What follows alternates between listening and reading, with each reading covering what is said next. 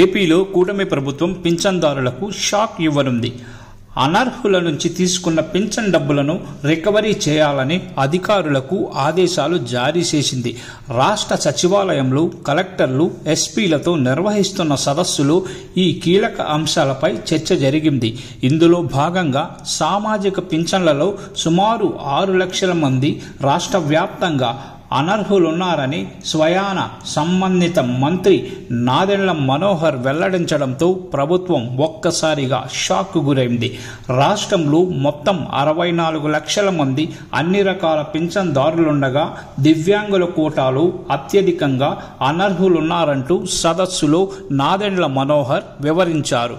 అయితే వైసీపీ హయాంలో సదరం క్యాంపులు నిర్వహించి మార్గదర్శకాలను ఉల్లంఘించి ఇష్టారాజ్యంగా సర్టిఫికేట్లు జారీ చేశారని గుర్తించిన కూటమి ప్రభుత్వం విచారణకు ఆదేశించింది. విచారణ చేపట్టిన అధికారులు 10,958 పింఛన్లలో సుమారు 563 మంది అనర్హులున్నట్లు గుర్తించి ప్రభుత్వానికి నివేదికలు అందజేశారు. దీంతో స్పందించిన ప్రభుత్వం నాటి కలెక్టర్ల సమావేశంలో అనర్హులపై కీలక ఆదేశాలు జారీ చేసింది. రానున్న 3 నెలల్లో పింఛన్ తీసుకున్న అనర్హులు గుర్తించి వారి నుంచి రికవరీ చేయాలని ఆదేశాలు జారీ చేశారు. ఆ తరువాత కూడా అనర్హులని తేలితే కలెక్టర్లను బాధ్యులను చేస్తామని హెచ్చరించారు.